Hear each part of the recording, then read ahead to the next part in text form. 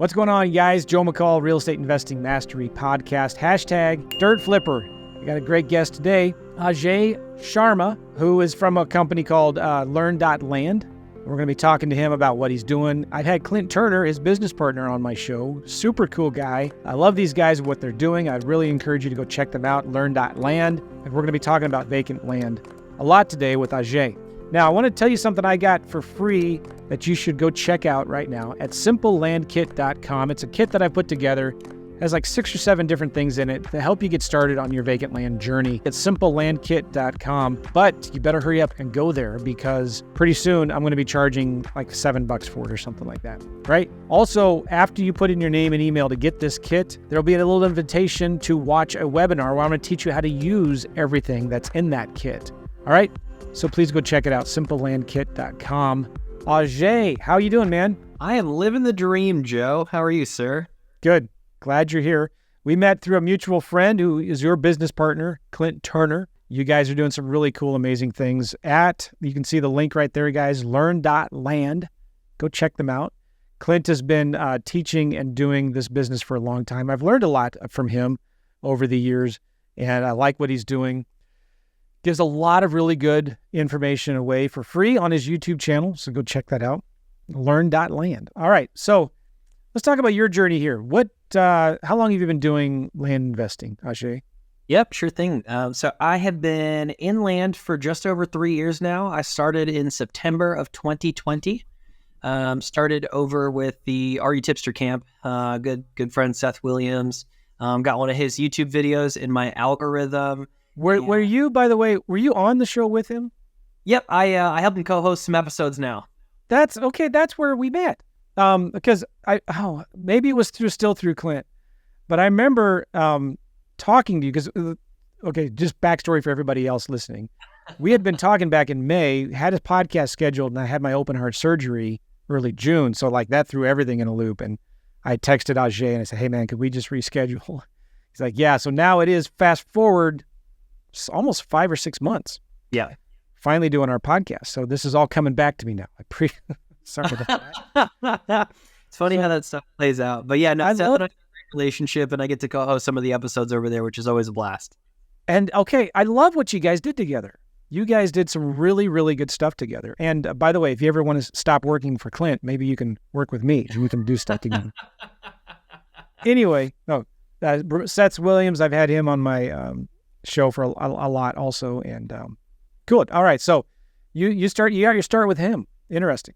Yes, sir. Yep. So I went through his course, and I'm somebody that I'm a big ready, fire, aim kind of guy. I think I got 3 modules in out of Seth's 15 or whatever. Seth's just such a detailed, in-depth. Dives so deep in the detail. I know he does, which is awesome, right? Because it's just there for everybody.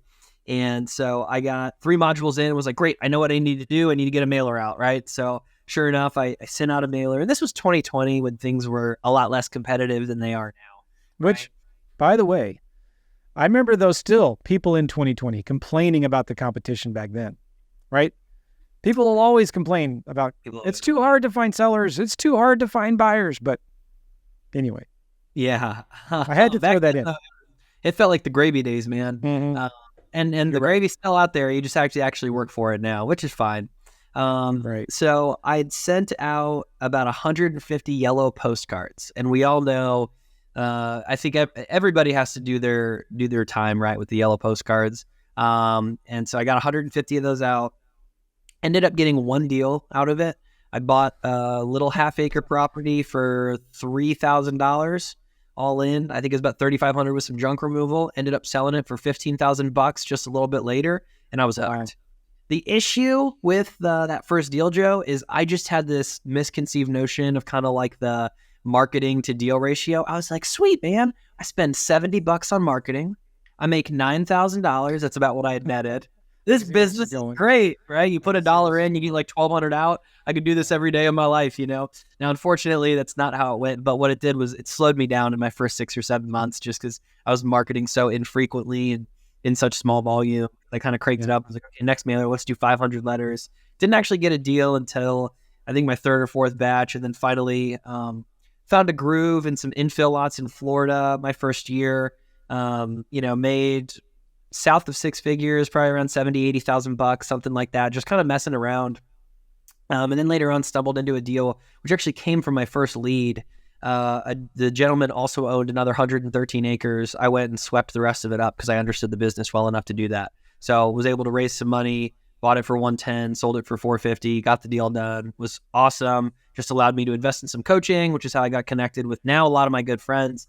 But at the time, that's where I got plugged in with Clint. I originally hired him as a coach and a mentor, and now we're partnered up, which is cool. And have scaled up the business since. Now I've got a business partner in the land business. His name's Ben. He's my day-to-day operator. He is phenomenal at what he does. And then we have 4 staff working for us, and I have an executive assistant. So we got people firing off on all cylinders, and we're having a fun time, Joe. Nice. All right. So let's talk. You've been doing land for 3 or 4 years now, and you've seen a lot change. I mean, really, a lot has changed in the last 3 or 4 years, hasn't it? I've been doing real estate, mainly houses, since 2006. Started doing land. I went to a Jack Bosch workshop, like a boot camp or something, and started learning about land from him. Jack and I go way back. Jack's a great guy too. I'd recommend you all go check him out. He's a really genuine, honest guy. Anyway, started getting excited about vacant land, and I started just testing different things and taking what I was doing with houses and doing them with land in terms of systems and processes. And I like to make a list of everything that you do in a deal and ask myself a real simple question. How can I do none of this? How can I get somebody else to do it all for me? Right. So I started developing these things, and I started training my teenagers to do these things. But anyway, back then, 3 or 4 years ago, I remember I was getting 5% response rates on some of my letters. My postcards, I was getting 3% response rates. Now, response rate, the way I measure it, the response rate, the way I measure it is anybody who calls my phone number on a postcard. And personally, for me, I don't like giving them options. I just want to give them a phone number, and I don't like giving them websites. I want them to text or call this 24-hour recorded voicemail. So if I was getting 3% response rates back then, sometimes 5% on some of my letters, that was pretty good. And now I'm doing about 1%. But still, I'm not complaining because the numbers are still the same in terms of deals to offers. And that's the big metric that I like to look at. How many offers do I need to make to get one offer accepted? And it's still the same. It's depending on if I talk to them first or not. Because I'm usually sending neutral postcards and letters, and I'm telling you all this because I'd appreciate your feedback as well. What are you seeing? But we're still, if I don't talk to them after they get their voicemail and I send them an offer, about 1 out of every 25 to 30 offers get accepted. If I do talk to them first, it's about 1 out of 15 offers get accepted, and those numbers are the same. The final thing I'll say to this is when you still compare, we say it's more competitive now, but compared to what? That's such an important question to answer. Right? Because compared to houses, my response rates are still 3, 4, 5 times better on my direct mail than they are for houses. So what do you think about all that? Are you seeing kind of the same thing? Yeah, absolutely. I would say, so our numbers are a little skewed because we also do some double closings. So that opens up the door to just do slightly more deals in the sense that, if I have a 15 grand margin on an $80,000 property, I might still take it down and make 15 grand on it, but obviously that's going to skew my offers to acceptances, right? So we get roughly 12% verbally accepted on it, but it's closer to like that 1 in 12, 1 in 15 that you're talking about when it's a flip price. So pretty consistently, we're seeing really, really similar stuff in that way. That being said, it's worth noting my business was 100% text messaging up until October when we decided, let's start getting back to that. Really? Yeah. And, we did great. We generated about $700,000 in deal equity just through texting this year. And so it was going to be, we actually 2 weeks before had added an additional texting VA. So that would have been 2 full-time texting VAs and upgraded our launch control account to the maximum account. And then sure enough, it just poop hit the fan, to put it nicely. And, but I've heard they fixed it. They've kind of updated it, right? Yeah, I'm gonna refrain from speaking on the topic. My mom always said only share nice things or something to that. If you got nothing nice to say, not say anything at all. So I'll refrain from I comment. feel your pain. But what I'll say is our team decided it was best that we just stopped entirely. And so we've redeployed our texting team to prospect like on-market subdivide deals is kind of what we've been focusing on. And we've got a pretty big Rolodex for folks to partner up with and some good money partners and stuff. So that's kind of the business we want to build, is doing a pretty consistent low 7-figure flipping business, and then, build in an additional 7 figures of profits through subdividing properties. And so I think we're well on our track for that in 2024. And I'm excited about the systems we're building up. But I'm sorry, your original question was simply just like what type of responses we're seeing. And I would echo that, yeah, the as long as you're willing to pick up the phone, a lot of the times, like, you'll get the deal done more often than not. We don't do a lot of just sending out the blind offer necessarily, which I think you alluded to. I think we've been meaning to implement that when we struggle to get folks on the phone, but we've got some really good kind of lead management frameworks that our team uses to get over 90% of the folks that call in back on the phone. So I want to brag on my team a little bit. My team is phenomenal at getting sellers back on the phone and driving that all the way through the offer. Yeah. Well, that book right behind your head there, do you see that book? Who Moved My Cheese? Who Moved My Cheese? My cheese. It's a great one. I love it. And I'm constantly looking at that too, because I remember reading that book when I was working at my job in 2001. Yep. And I don't remember why somebody at my corporate job recommended it. But I remember thinking about that, like, if I ever go work for myself, I always need to be cognizant and aware of the cheese moving, because the cheese moves. And everything has a shelf life at the same time, right? Like, what used to work a year ago is not going to work the same later from now. And so we constantly need to be looking at, where is the market going? What is working? And I'm seeing more and more people doing these smaller subdivides or entitlements or something like that, right? So I want to ask you some questions about that for sure, kind of where you're going and where do you see the cheese moving in the future. But boy, I got so many questions for you. I want to ask, you'd mentioned earlier, you kind of got started with vacant land doing infill lots. Yep. And then you moved more to recreational land, larger recreational, more rural land, right? Correct. I was kind of the opposite. I was only targeting like 2 to 4 plus acres, maybe in some counties, right? Only going after the bigger lots, and was doing great with it, right? But I interviewed a friend, Ray Zhang, but I think he pronounces it Ray Zhang. Okay. Guy, super nice guy, and just a few years ago, he was like from China, homeless in Florida, and started listening to Tom Kroll's Wholesaling Inc. podcast, started wholesaling houses. Now he's doing a bunch of land deals. Anyway, his philosophy was so much more simple. It was like, I don't care what it is, I'm just going to follow the demand. And he would go in and he would see, all right, this is where everybody's buying land, right? And then he would go in and do marketing in those areas. And then he would talk to the people, which is something that as land investors, don't you think we've gotten a little lazy over the years and just like, oh, I just want to send blind offers, or I'm just going to send sellers to a voicemail and then send them an offer and then maybe only talk to them until after I get my offer. Right.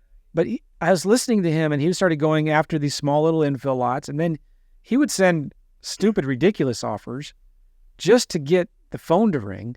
And then he'd get on the phone and talk to them. And with his Chinese accent and all, right? English is his second language. And started killing it doing deals just by talking to people and being honest with them. And so I started doing more infill lots, and I found those were easier in a lot of ways because there's just more demand, more buyers. So what's your philosophy on that? What do you see there? Yeah. So I think it's really important to be mindful of people's personal journeys. And here's what I mean by that is I was doing all infill. I was 100% all in on infill. Particularly, I was doing Florida infill. And then back in the spring of 22, I'm like, what year is this? Spring of 22, our good, the Fed, right, which I'm sure you're plenty familiar with, decided to begin hiking interest rates. Yeah. And I overnight had like $30,000 to $40,000 of deals just fall apart. I was at a place where I had begun to, and let me take a step back. I began starting to work with national home builders, spec home builders. Everyone got scared. Interest rates went up and the market just like froze. And I was doing a bunch of these assignments and they were pretty thin, but they were working and we were making money. And I know people that still do them and make great money doing it. But I'll tell you, Joe, are you familiar with the Enneagram at all? And this has a tie-in. It's a personality assessment test. Yeah. Okay, so I'm a type 7 wing 8. A 7 is an enthusiast. So I just love fun. I love life. But I have this wing 8, and I can't remember the name of it, but what I can tell you is a wing 8 typically really likes control. So this all ties in, when the Fed hiked interest rates and all these builders got scared, everybody backed out of their contracts. Now, I had to be a jackwagon and go back to my sellers and say, I can't do the deal, which I hate doing. Very seldomly do we do that. And so I felt horrible. I lost a bunch of money. I did a bad job of balancing risk, so I wasn't very cash heavy at the time. I had hundreds of thousands of dollars in land, and then everything started going stale for a couple of months, depending on what you were doing. I had to take a haircut on a couple of things to keep lights on. And I just got scarred, Joe. And so it actually was so good for me, though, because it changed my fundamental philosophy on investing, where I said, okay, we're going to focus on value instead of just like trying to make a margin, essentially, right? And let's just go back to fundamentals. Let's just buy dirt at 30 to 50 cents on the dollar, and you have a margin, right? And I said, hey, if the economy goes to poo-poo, right, who is still buying dirt? Well, you got your old boys that are blue collar, that are still going to buy a rural recreational, that'll buy on owner financing. I have enough partners that'll buy a note where I can liquidate my property pretty quickly if I need to, and still get a bunch of my cash back. So I just followed the demand in rural recreational. And truthfully, what I liked most about it, there's twofold here, okay, is number one, the control piece. So now I'm not at risk of interest rates just like demolishing the business overnight. Will it affect it? Absolutely. Higher interest rates means, less purchasing power for your end buyer, which ultimately means they can afford to pay a little bit less. But if I buy a property for $60,000 and instead of selling at $150, it sells at $120, I'm still a pretty happy camper. You know what I mean? Versus if I have a property under contract for $25 and I need to get rid of it for $30 to $35, and now these builders can only pay $28. That sucks, man. I don't want to play that game. And so I just said I was so sick of playing the game where I make $3,000. I'd rather play the game where I make $30,000 to $80,000 on a deal. And so that's exactly how we engineered the business. And so I went back and said, let's get a fatter margin. Let's grab the right cheese, right? Yeah. And I said, you know what? I know folks that are scared, honestly, probably want to get out of the cities. If they get laid off, they may even have a good excuse to leave them and go more recreational, more rural. And then I just stayed pretty close to major metros where I know there'd be fairly consistent demand. Now, that means instead of disposing of my lot at 30 to 60 days, like you can super easily with an infill lot, it's closer to a 3 to 6 month turnaround time, which I'm okay with because now I'm a lot more cash heavy. I don't really use leverage. I like to keep 9 to 12 months of OpEx in terms of like my payroll and marketing expenses and everything in my cash accounts. Yeah. Then separate money for deal funding. And so, and then we work with a lot of deal funding partners instead of putting our own money in deals, depending on it. So anyways, it just completely changed my philosophy on investing. We still do some infill lots, Joe. So like it has to be a smoking deal. And I'll do an assignment every now and then. I'm just not subject to it now, if that makes sense. So like we did a deal outside of Waco, Texas, where we bought it for $8,500 and I sold it for $43K. That's a great deal, man. Like I'll do that deal every day of my life. You know what I mean? And that was an infill lot that a spec home builder wanted. But man, if I got stuck holding the bag, I guarantee I could sell that thing at 15 to 20 all day, no matter what. Right? Rain or shine. Are you using your own money or using private money to fund these deals? Really depends on the deal. We actually do a lot of double closing. About 40% of our business is we'll find an end buyer and then line up the closings to be on the same day. So obviously we don't really need funding, or if we do, it's transactional at that point. Aside from that, when we are purchasing the property, I'd say probably 80% of the time we're going to use a private money partner. And thankfully, I'm well networked enough that we have some hard money partners and then we have some equity partners. On the equity partners, it's very private relationships that just kind of trust me to do deals that I don't have to check with. And we have a 70-30 split, 70 to the operator, 30 to the investor. And then on the private money side, I've got one private money guy that gives us 2 and 12. Anyone that doesn't know, hard money terms, that's 2 for origination points and then 12 on the note with 12-month terms. Interest only at the end, basically, which is nice to know, like installments or anything like that. So can I ask you a question about that? Yeah, sure. Your private investor, it's 212, so 2 points right up front. Yep. And then it's 12% interest annually. But if Correct. you only hold the money for 3 months, you're only paying 3 months of interest, right? You're not paying them the full 12 months of interest. It depends which lender I work with. I've got some that want, they will set a minimum of, regardless, I want this. And then I've got others that do it annualized. So it just kind of depends on the deal, man. And people's risk appetites change all the time. And you've got to, but there's no rules, you know what I mean? So it just depends. It depends. So let me ask you then, on your deals, are you, in the way I call it, I wholesale or buy and hold my land deals, right?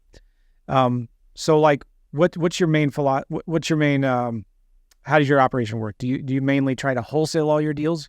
So we will wholesale, and when I say wholesale, like we get explicit permission from the seller to list on the MLS before we title to it, right? So we'll either have a marketing an assignment clause in our regular purchase and sale agreement, or depending on the state, we'll go as far as to get an attorney in fact document signed. Right. So that's, a step above that, but a step below, like a power of attorney where you need an ID and a notary and that whole thing. Whereas attorney in fact, you can just kind of get a DocuSign and you're good to go in most states. And so, and I'm not an attorney and this is not legal advice. We've been doing the same thing. Yeah. Awesome. Yeah. So we do that about 40% of the time. It really just depends on the deal. Like we had a deal in North Florida. We got under contract at 160. We got an attorney in fact document signed. We sold it to an end buyer for $230K cash. That's one that I thought it was worth $220 to $250. I didn't necessarily want to take it down. And it just gets, some of those deals get a little bit thinner when you start sharing the pie, right? So it just makes sense to wholesale.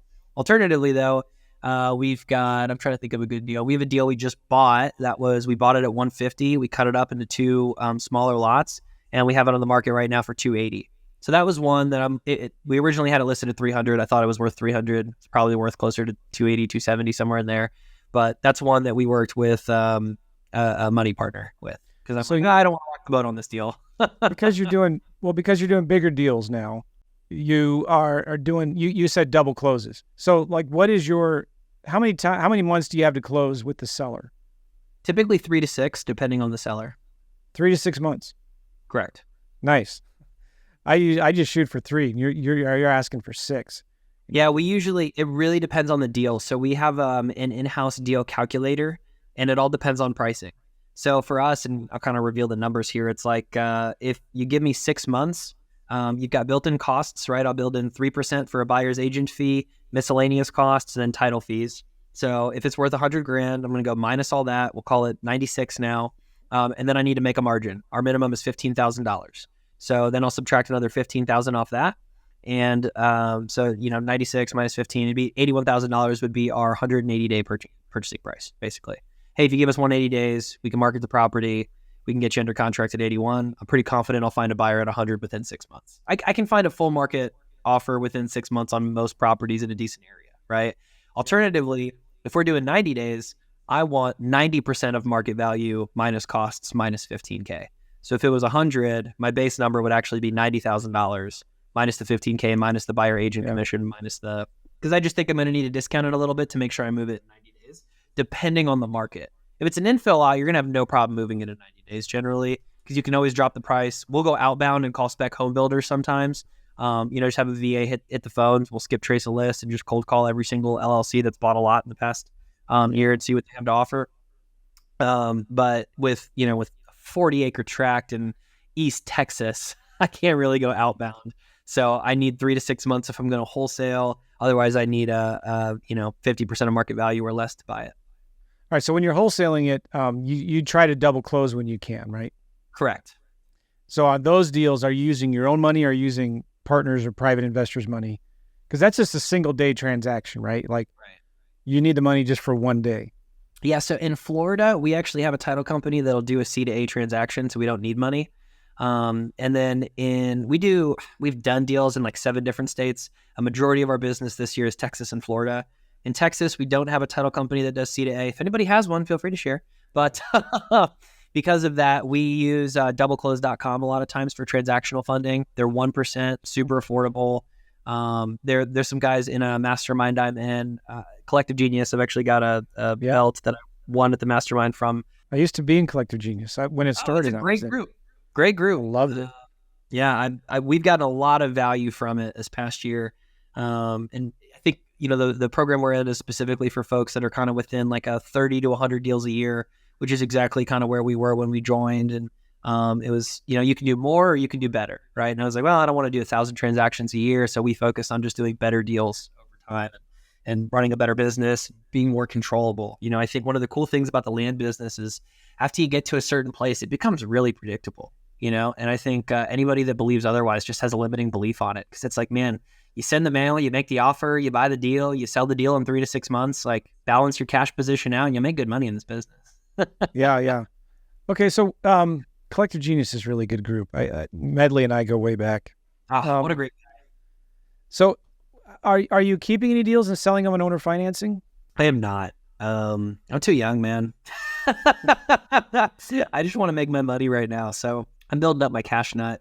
I love the idea of owner financing. The returns look great, but like I'm not sitting on enough liquid to be like, I love these 30% annual returns, So for us, it's just, let's just keep building the cash nut, reinvest in the business, reinvest in talent, reinvest in marketing. And obviously take a decent amount home, but we're not doing any financing. We'll offer owner financing on our properties and we'll just sell the note to an end buyer if we do it. Yeah. Isn't that interesting? We just started doing that a little bit, selling our notes. And it's been like, we wholesale maybe 85% of our deals. And then we owner finance 15-20% of them. But we've got a nice little nut and we just started selling these notes. And it's like, dang, why didn't we do this before? Yeah. One of the cool things about land that I like is I'm 49, right? And just had open heart surgery. And so I think about, how much longer do I have, right? But one of the cool things about this is if I wanted to, and I just wanted to retire and quit, I could easily, within a year, get 10 to 20 grand in recurring passive income from vacant land notes. It's not that hard. Just keep the ones that we're wholesaling and sell them on owner financing. It's kind of reassuring and comforting, isn't it? To know that you could pretty quickly get to that kind of cash flow number if you wanted to, right? Absolutely. And I think that's just a function of having a certain skill, right? It's like, hey man, like I'll learn the subject matter. And when you get to a certain skill level, like I'm never going to be afraid again about producing income for me or my future family. It's like, man, I have skills. I know how to sell. I know how to negotiate. I know how to call people. I know how to pick up the phone. I'm not afraid to do any of that. I know how to work. I know what moves the needle in a business.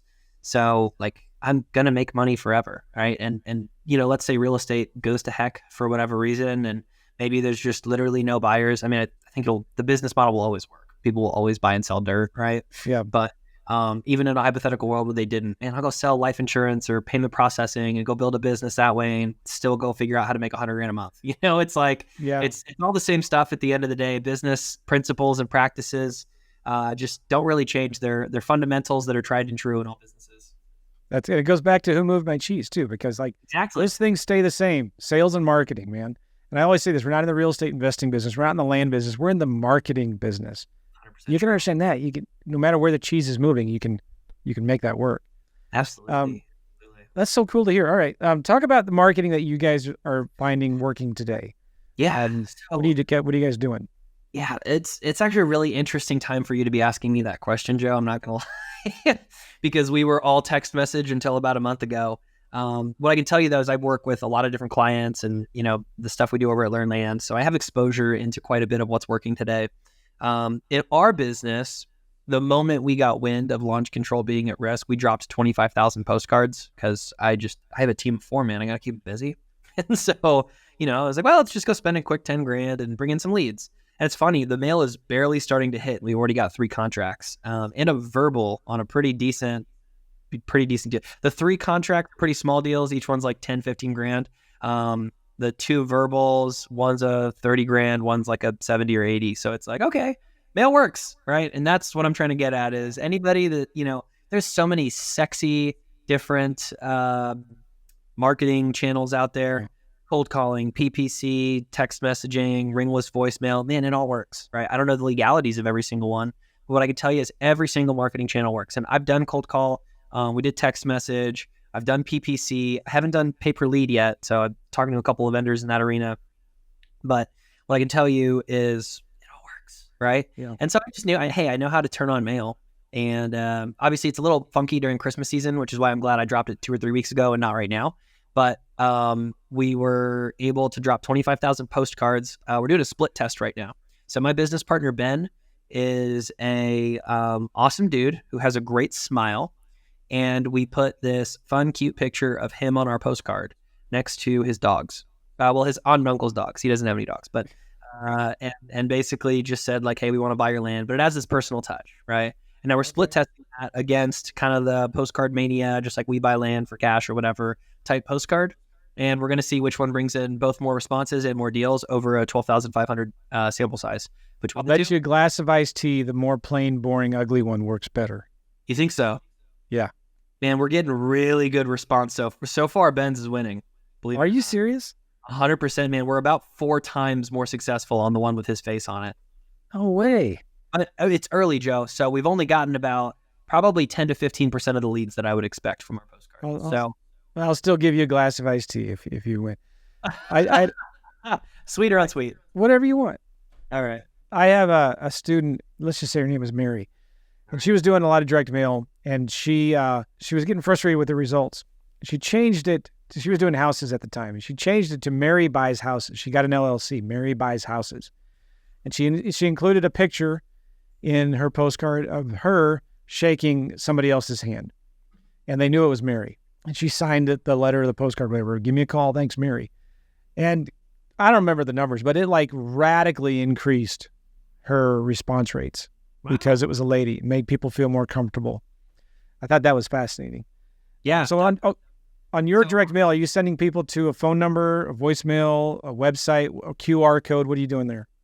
We do a little bit of everything. We used to have a QR code, and then we just haven't implemented it yet on the postcard. I'm a big fan of just giving them all the options. Like in marketing, I want to meet the seller where they are, right? And so they can do everything except for text, which I wish they could, but we're using Pat Live. So they can call in the number, they can email, and then they have our website. I think those are the most immediate ones. And now what we do that's different than I think a majority of land businesses is we're big on like the booked appointment train.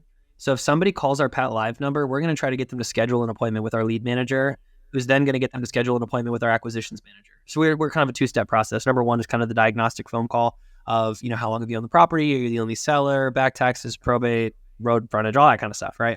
And then if we can get them to volunteer an asking price, awesome. We do about 70% of the time, which is really, really good, I think. And then in the second kind of call, that's when we make our offer. And so for us, we are getting a lot of success out of booking those appointments because we just get a lot more people that show up. And then we've got a rock solid lead management process, man.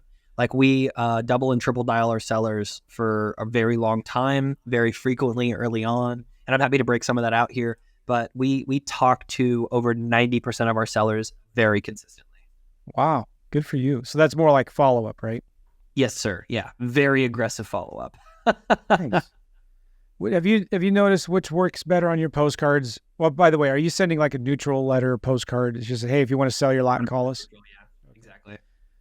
We've been testing range postcard, and there's this guy that I learned this from, Rick Ginn. He's got a YouTube channel called Flip with Rick. Cool. He has a thing it's called ROS postcard. I forget why. But he was doing this for houses, and he would send a postcard saying, hey, do you want to sell your house at 123 Main Street? We'll pay you $35,000 for it, phone number. And would get a lot of calls from it, a lot of angry calls, but the few calls that he would get that were good were really, really good leads. So we've been testing range postcards. So basically, I'm just using the priced number that they say it's worth, and we're doing maybe 40 to 50% of that number. And we say, hey, we may be able to buy your property at this range. We're not getting a bigger response rate, but the calls that we are getting are a lot better because we're in the ballpark already. And I thought it was fascinating. With those, we just send them all to voicemail, either text or call or 24-hour recorded voicemail and the phone number. And then we call them back and we talk to them. 85, 90% of the time, that range is way too high. But we're getting them on the phone, we're talking to them, and we're asking them questions about the property and saying, well, you know what, sorry, we're not going to be able to offer that. What's the least you could take? Is your price negotiable at all? We can recommend a bunch of realtors to you that can help you sell the property if you want. But if you want full retail, we're not you guys. Anyway, we're getting about 1 out of 13 offers that we send to those sellers. And we make an offer to every seller we talk to. Right. Even if they're mad at us, we still send it in the mail. That's what we do. But 1 out of 13 offers getting accepted on those. So anyway, interesting. Can I ask you some of the questions about some of the tools you guys are using? Sure thing, man. Yeah, I'm an open book. Where do you like getting your lists from? Yeah, so we're using Land Vision. It's a Lightbox product that a lot of big builders use. I'm not sure if you're familiar with it, but we basically get to pay for a license at the beginning of the year. Well, our fiscal year was last month, I think, because I just paid $4,000 for it or something. And we basically get unlimited data pulls for an entire year. So for us, when we were texting, we were pulling about 60,000 records a month, and it just wasn't economical to use a data tree. And I don't love like Property Radar or PropStream or any of those that are like a penny a record, you know? And so I decided to go with Land Vision. It's got some scouting tools that we really like, but it allows us to pull unlimited data. And I'm a big kind of, again, I'm a ready, fire, aim guy. So we're looking at January, and I'm like, yeah, we'll probably drop another like 40,000 postcards just to test, you know? And I just want to keep my team busy because I know they can handle it, right? Because we were used to the volume from text message marketing. And so now we can pump in the same volume, but man, it's a much higher quality lead that comes from direct mail, right? Because you think about the seller psychology. If I cold call or cold text message with the seller, I've interrupted their day, right? Yeah. I have gotten in the middle of what they were doing, interrupted their train of thought to now say, hey, would you consider selling your land? Whereas like a ringless voicemail or direct mail is much more on the flip side, where the onus is on the seller to engage with us all of a sudden, right? And so they go through like a self-qualification process. They're just slightly more motivated through either one of those marketing channels versus the first two that I mentioned. And so because of that, the leads coming in are just phenomenal, and it's great. My acquisitions manager, we had a team call today. She was literally just saying, man, everyone's just nicer from direct mail than they are via texting. I really like these leads, you know? And we're just getting a lot of good deal volume out of it. But what I would say is, you know, just really, guys, if you're listening to this and you're wondering kind of how you want to build your business up, ask yourself this question, like, what type of business do I want to run? You know, because like Joe, you talk about your business where, you know, you're able to take voicemails and just send out arranged postcards. And I'm like, great, man, you have very qualified leads hitting your phone. If you do blind offers or ranged offers, people self-qualify because they're either going to tell you F you, which, you know, okay, fine, we're probably not going to do a deal. I might still mail you an offer, but we're probably not going to do a deal. I'm not going to spend a ton of time here. Or they're going to say, hey, we're just like a little off. And now all of a sudden, you know, you might be able to negotiate into a deal, right? And so not to mention all the folks that are tire kickers or want too much money, they won't call you, which is great because they are tire kickers or want too much money, right? So you're building yourself a business where you can kind of do kind of a lifestyle business, right? I don't need to have a big team. I don't need to have a lot of overhead. But I can turn it on and I can have as many deals as I want because you're a smart guy and you know how to run that, right? On the flip side, I'm a nut. So I decided let's scale up a team and let's do a ton of marketing. And I'm just such a big fan of neutral, man. Like we had a deal. Yeah.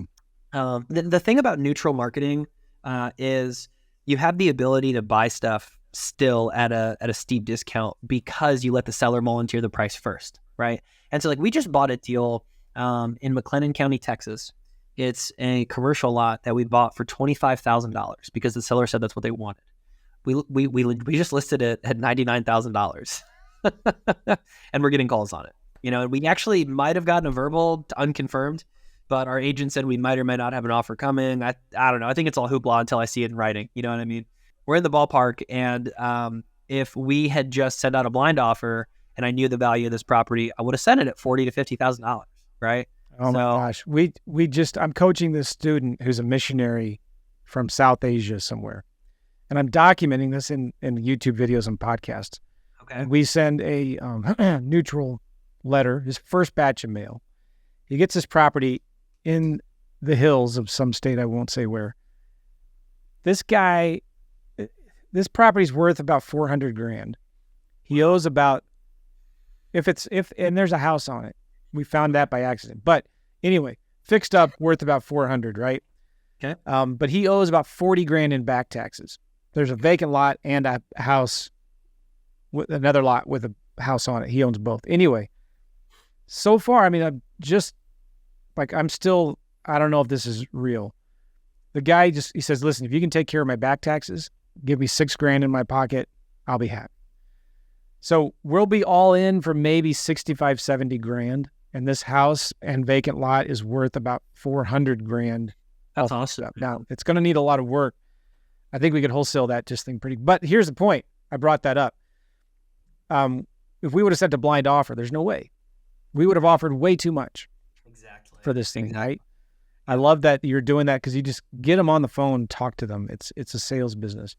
We were talking about direct mail, and I'm thinking about doing this, and I wanted to know your opinion, what you thought of it. All right, so have you ever heard of the third notice postcard? I have in the house world. I'm thinking about trying it in the land world. Okay. And these are about as obnoxious as they get. All right, so I'll open it up here. Third notice, how much longer before I hear from you? I've done all I can to get a hold of you, and this is my last resort. Please turn this card over. It's important that I hear from you ASAP. And here's the other side of the card. I just went to Google and did a search for this. Sure.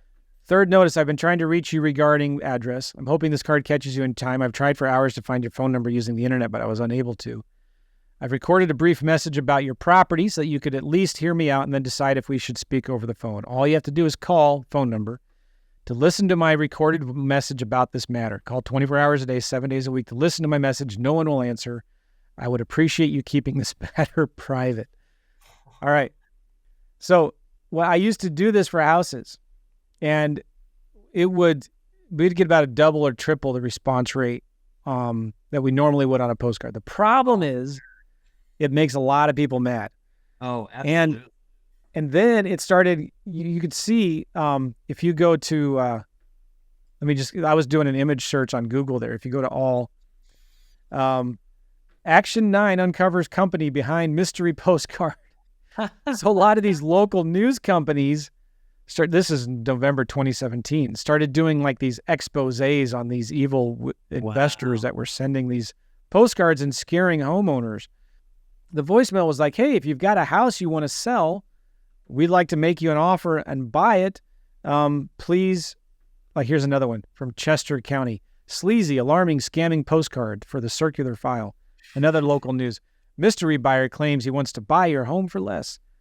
Montgomery County officials warn property owners about. Wow. Mortgage postcard scam. And then NPR.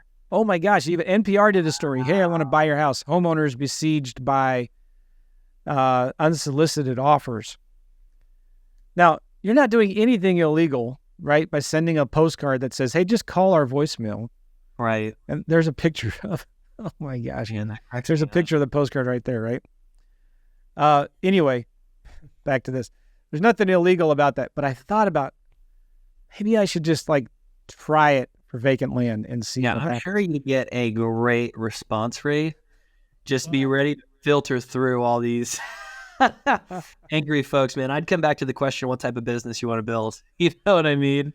And hey, if it gets the phone ringing though, and you got folks to filter, like if you had a VA that was kind of lead managing, fine. But if it's just you, like, oh man, well, just send them to voicemail, right? Send them to a voicemail, and the voicemail could be just 35, 40, 50 seconds, a minute.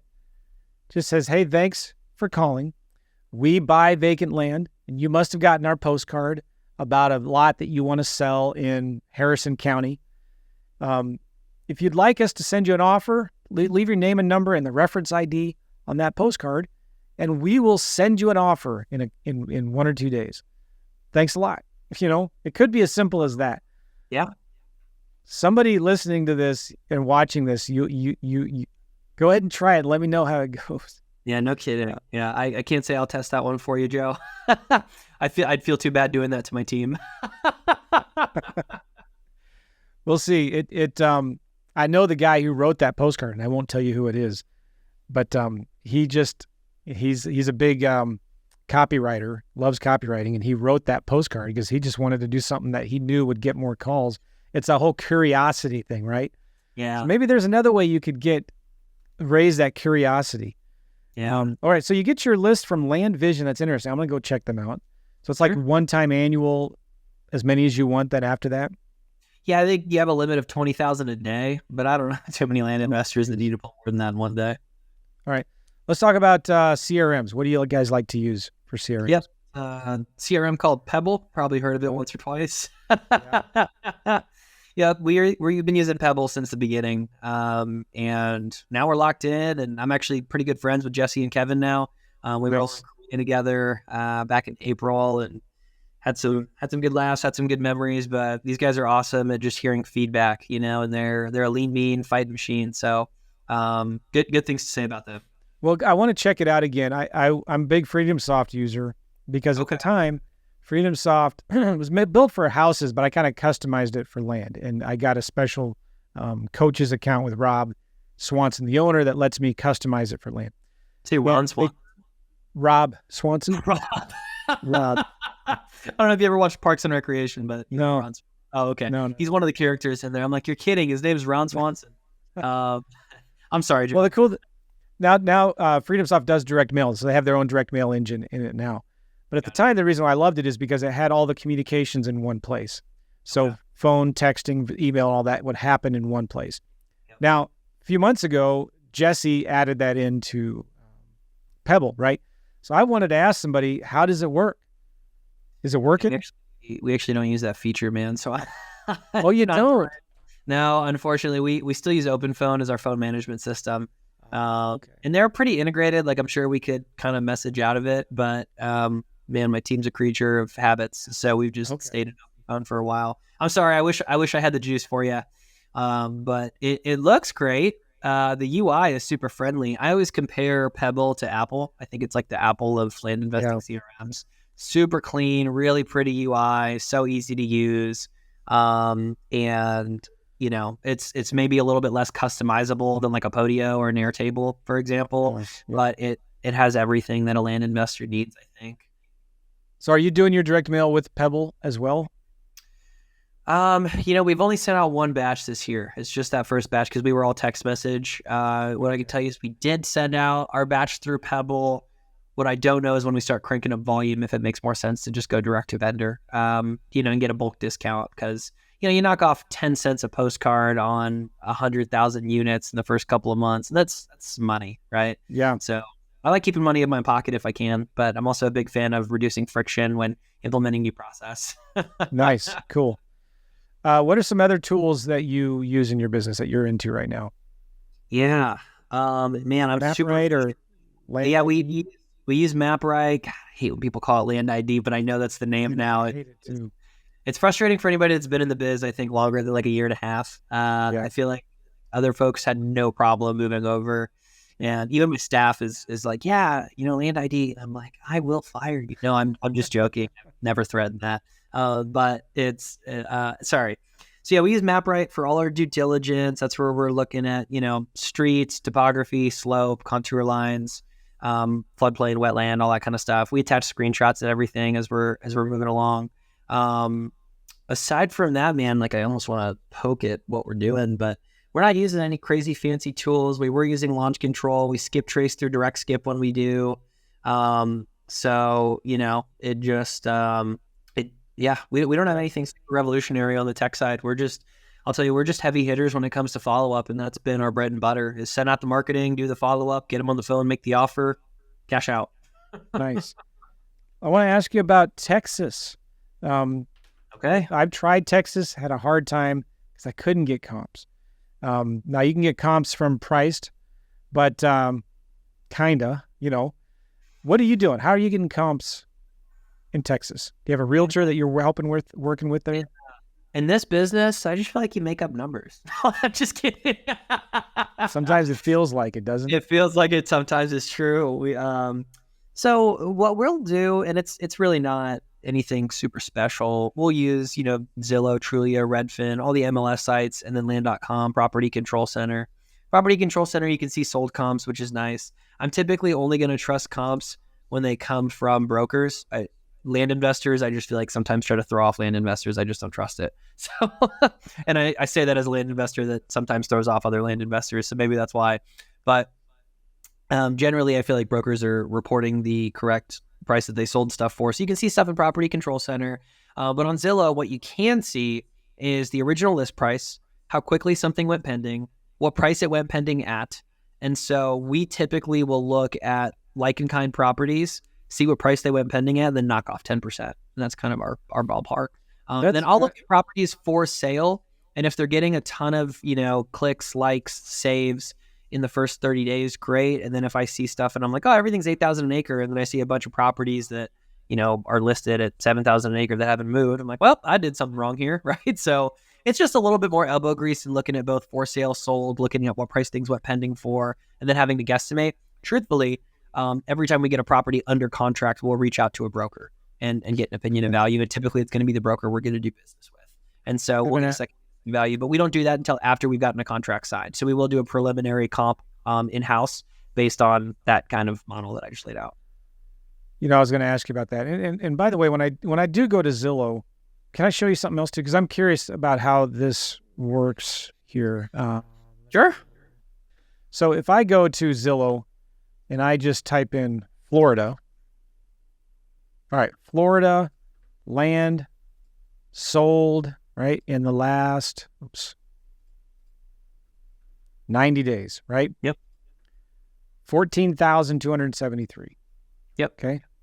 If I go to Tennessee, 4,300. Cool. Okay. North Carolina, 7,200. Texas, which is supposed to be super big and competitive, only 4,051. Right? There is a lot more than 4,000 lots in the last 90 days that have sold in Texas. I am sure of that. I personally have sold more than 4,000 lots in the last 90 days. No, I'm just kidding. So, I'm thinking, what's missing here? They just don't have it. Now, obviously, you see all these blank dollar signs, right? But I don't know, just give me one county in Texas that maybe you've done one or two deals in. Yeah, we've done. Or you want to do deals in. Yeah, let's go with. How about Henderson? Henderson County, Texas. We actually just did a deal there. All right, A small deal. it only shows 121. Yeah, I think there's a lot more than that in there, right? Yeah, for sure. And then if I'm not seeing any prices in here. Now, sometimes I'll go to Redfin, and let's look at Henderson County here. Henderson County, Texas. Sometimes I just like the stuff I see here on Redfin better. Lands, okay, that's anything. Let's do home type, land. All right, this is much better, right? Because 157, about the same number we were seeing. Yeah, maybe a little bit more, right? Seems to me like Redfin tends to get more county data. I agree. Yep. But we are seeing some. Oh, it is a lot of unknowns. Dang it! It's a non-disclosure, and I know. Yeah, you don't really get the data off the MLS sites. Sometimes you go to sale and tax history and see price change. It was listed for that. Let me just click on another one. This one. Sale and tax history. Yeah. So you're just seeing, sometimes you see some of the, but okay. Somebody wants to do land in Texas. Yep. What are you recommending?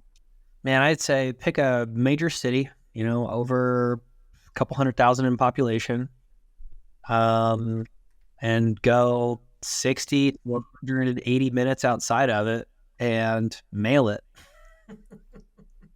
Because I know there's going to be demand. You go 90 minutes outside of Fort Worth, and I promise you people are buying property. One of the things I like to do is go to LandWatch and go to Texas, states like Texas, right?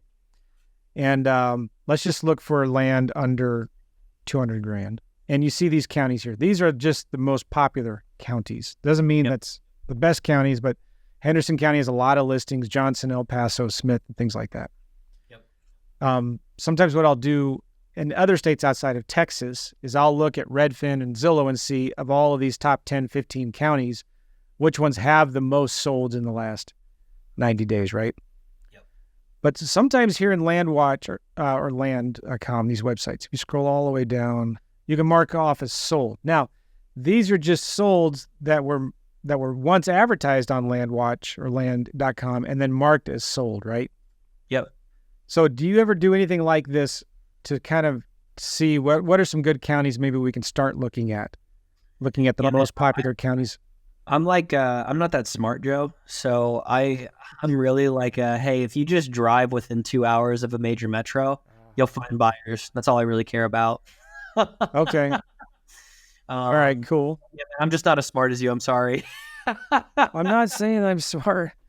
I'm trying to figure this out. keep it simple. So like, let's look at Lamar County. Have you ever done a deal in Lamar County, Texas? We've done some marketing there, I think, but I don't think I've bought and sold property there. Lamar, let's look in Redfin, Lamar County, Texas. So if I zoom out here, it's kind of maybe an hour northeast of Dallas area, close to the Oklahoma border. Right. Redfin says there's been 52 vacant lots that have sold in the last 90 days. We don't know the pricing. Well, some of them we do. It's interesting. So look at this. It does give sold pricing. Yep. And Redfin there. Interesting. Some counties have it. Redfin has it in some counties, and some counties that don't. Yeah, I don't know if it's a county-wide thing. I do know sellers have, like, it's non-disclosure, but I do believe, like, sellers can say, sure, make it public data, is my understanding. I don't know if it's the seller or the buyer, I guess. But look at this. Redfin has sold prices. Oh, no. Look. It says last list price. Got it. But that's still good. Yeah. Nice. Because then I like what you did there. You said you'd take 10% off or something, right? Yep, exactly. Maybe that's the trick. Yeah, I'd look at that and look at the dates and be like, well, it moved in a month. Probably means it's pretty accurately priced. You know, there's good demand if something moved in 30 days. Probably means you priced it a little too cheap, in my opinion. But yeah. It was all infill lot, though, I think. So maybe that's pretty accurate. Okay, so have you ever looked at Privy? Have you heard of Privy? I've heard they have really good MLS data. Yeah, somebody just mentioned them to me recently, but I've not looked into it. I think it's a pretty cheap subscription, though. It's like $100 a month or $150 a month or something, and you're able to see some MLS data. Okay. Yeah, it's not really been a concern of ours. I mean, yeah, again, I know there's demand in certain pockets in all the major Texas cities, and we just get close enough to make an offer, and we'll get it under contract, and then we'll go double check with either a broker or some other way, and get the deal done. So yeah, I don't know. I don't overthink it a lot of times. Yeah, it's good. And you're relying heavily on realtors. I just kind of started doing that 6-8 months ago. Nice. It's just so much easier, isn't it? Right? You don't have to worry about it. And some people ask, I get this all the time, and I'm curious to what you say is, well, how can the realtor sell it for you when you don't own it yet? That's illegal, immoral, and fattening. You shouldn't be able to do that. I disagree. Okay. So, I mean, in our attorney in fact documents, we have explicit permission that we not only have the right to assign and market the property, but that we also can accept and negotiate offers on behalf of the seller, and explicitly stated leverage the multiple listing service to do so. So, like, it doesn't get more clear than that, you know? And it's like, hey, man, like, I'm going to market the property. But listen, it doesn't change anything. You're going to get a check in 180 days. Title company's going to ask if you want to wire a check. That's usually our verbiage, is you want to wire a check. You know? Well, that's cool too, because a lot of these states that do have wholesaling as illegal laws, really, they just want you to use a realtor. That's it. Right. Really, it comes down to that, right? Right. And you could argue till you're blue in the face. I think the National Association of Realtors is a cartel. They have monopoly power, and things are changing, and that's a whole nother discussion. So that's good for the industry. Right? Yeah. And there was a recently, those of you that don't know, there was a recent lawsuit that was just not settled, but like went against the National Association of Realtors. There's like $1.8 billion fine. The judge changed it to $5.4 billion fine. And there's another lawsuit that's even bigger in Illinois that's going to be happening in about a year, where they're asking for like $20 billion. And they're suing, instead of just, I think in this lawsuit in Kansas City, they were suing 3 or 4 brokerages. In Illinois, they're suing like 20 of the biggest brokerages in the United States. Wow. It does not look good for the realtor industry. I think it'll adjust, it'll change, it'll find a way to figure it out. And those that can adapt and can know where the cheese is moving to will figure it out. And in fact, I'm predicting that the realtors that are smart enough to see where the cheese is moving to, these next few years will be some of the biggest years for the people willing to see, will be some of your biggest, most profitable years for the realtors that know how to adjust and change for the changes that are coming. You know what I'm saying? Yep, absolutely. Okay, so you're using realtors more. I wanted to ask you then, so determining your price for properties. I see a lot of people tripping up on this, right? Like, I don't know what to sell it for. I'm getting comps all over the board. It's too confusing. It's overwhelming. What do you teach people at Learn.land Like how to just keep it simple and how do you price land there? Yeah. So, there's a kind of two, I guess if we're explicitly talking sales, what I'm going to say is, well, what did you comp it at? Right. Generally, I'm going to comp until I'm about 70% accurate. Right. I always say, like, listen, guys, to make your offer on the acquisition side, when you're comping a property and you say, well, it's worth 85, 90, and you kind of cock your head and you're like, it's in that ballpark. I'm like, great, go make an offer at 42.5, right? As a conservative offer right there. And then I'd go price it at 90, right? Now, if I think it could be worth a little more, maybe I'll start it a little more and then drop every 30 days, right? But generally, man, it's like, hey, what'd you get for your ballpark number? Do you think you could go a little bit more aggressive? If you do, try it out. If it doesn't work well, drop the price. It's as simple as that. And so you make an offer at about 50% of what your ballpark is. Yeah, if I'm buying, we're going to start at around 42.5 and we'll go up to 50. It's not supposed to be that easy. I thought it was supposed to be harder than that. Man, those are just garbage stories people tell themselves. This is a very simple business. I'm so glad you said that. It really is. It's not that complicated. It's really hard. Man, okay, you've been real gracious with your time, Ajay. Talk about Learn.land. You're working with Clint in this program. You guys are doing a lot of deals with students, which is cool. Talk a little bit about that. Yeah, no, it's been a lot of fun. Specifically, we launched a Subdivide program earlier this year where we've been able to partner with some students on deals, which has been really cool. I think a lot of people get scared when it comes to cutting up dirt, and it's pretty simple, relatively. Like, you get a survey and you record some lines and you cut up some dirt. Aside from that, maybe you put in some driveways, a well, a culvert, and it all sounds really scary because normally we're just used to pushing paper. But, it's you call a couple contractors and get her done, right? Yeah. Now, there's pitfalls to all of that stuff, so you want to work with people that understand it. But, we do coaching in the subdivision arena and have done deals on that spectrum. Aside from that, man, like, where I focus a lot of my time is just scaling up a lot of investors. So, my favorite folks to work with are those that are kind of stuck in like a 200 to 400 grand a year gross profit sort of business. And I'm like, dude, I could double your business in 60 to 90 days if you let me get in there. Nice. And so, it's all the fundamentals, right? More marketing, more sales, more hiring, right? Because you can't really scale your time. You can't scale leverage though, and just building the business you want. Okay, you don't want to do more deals. You either have to do bigger deals or you have to do some different types of deals, some subdivides, that sort of thing. But I really enjoy just helping people scale through the fundamentals of business. That's kind of like my favorite thing to do. And my time is working with existing operators that have been around for a bit. I find that most solopreneurs kind of tap out at like that like 250 gross profit range is where I see a lot of people get stuck as a solopreneur. And so, standard deviation of 20%, give or take, right? But that's kind of what we have going on over there, helping people scale, helping people cut up dirt, and having a lot of fun doing it. Learn.land, and you're working with Clint Turner.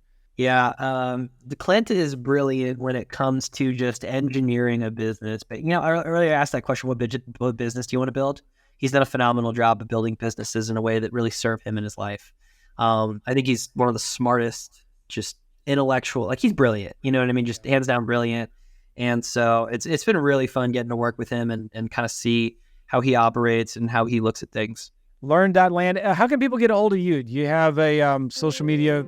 Are you on the TikTok, Tick Faces or whatever? Yeah, I'm pretty active on Instagram. It's at Investing with Ajay. So just Investing with Ajay. That's me. At Investing with AJAY. Yes, sir. Instagram. Hit me up on IG. If you don't have an IG, you can just email me at Ajay@Learn.land. Ajay, thank you so much for being on the show. Appreciate you, man. It was good to meet you finally. And sorry for pushing all those podcasts back a few months ago. A little bit out of my control. Yeah, man. Next time you have heart surgery, will you give me some notice, man? No, I'm teasing. I'll just ask you. I'll have my people call your people and see if that sounds like reschedule it. But hey, I'm really glad to see you're happy and smiling and energetic and everything now, man. This was a pleasure, Joe. Super thanks, man. Appreciate you having me on. Say hi to Clint for me too, would you? Will do, sir. Thank you for the time. See you later. Bye-bye, everybody. Have a good one.